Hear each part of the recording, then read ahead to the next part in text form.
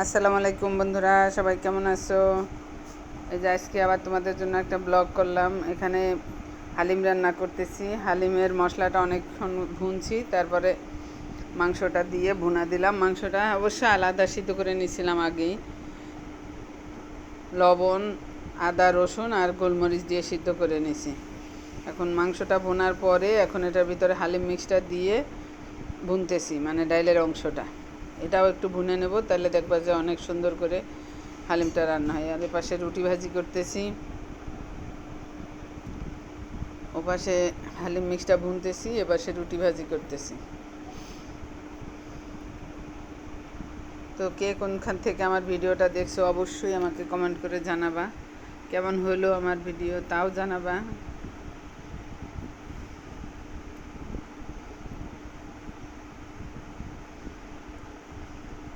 অনেক বেশি তেল মশলা দিলেই যে রান্নার স্বাদ হয় এরকম না, রান্নাটার স্বাদ হয় আসলে আন্তরিকতার উপরে।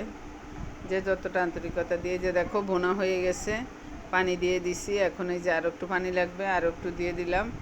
আর এটা ওই যে বাগার দিচ্ছি, দেখো শুধু পেঁয়াজ তেলের উপরে দিয়ে আর ধনিয়া পাতা কুচায়ে তেলের ভিতরে দিয়ে দিছি ঘ্রাণের জন্য। এখন এই যে বাগার দিয়ে দিলাম, ওই বাগারের ডালটা ওইখানে উঠায় নেব।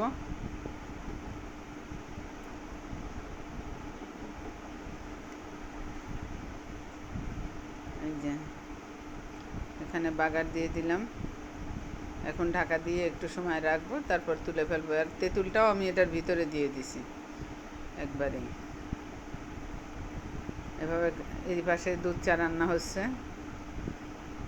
আর এপাশে বিরিয়ানি রান্না করব। তা মাংসটা আদা, রসুন আর গোলমরিচ, লবণ দিয়ে প্রেসার কুকারে দিয়ে সিদ্ধ করে নিছি। এখানে মশলাটা ভুনতেছি অনেক সুন্দর করে।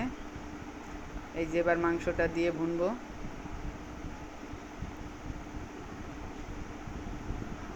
মাংসটা দিয়ে ভুনার পরে ওপাশে আমি ভাত বসায় দিছি। আমি অবশ্য ভাতটা রান্না করি, আমি ভুনি না। 1 কাপ চাউলের সাথে 2 কাপ পানি দিবা, তাই যে ক কাপ চাল দিবা ঠিক তার ডাবল পানি দিবা।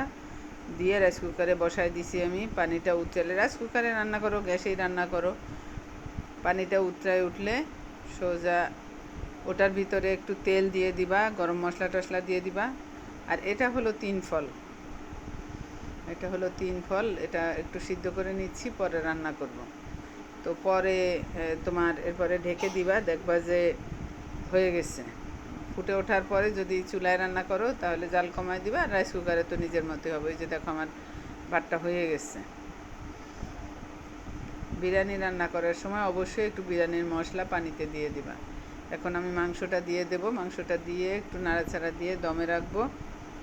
তো আমার ভিডিওটা কেমন হলো সবাই আমাকে জানাবা, আর কে কোথা থেকে দেখছো অবশ্যই কমেন্ট করে জানাবা।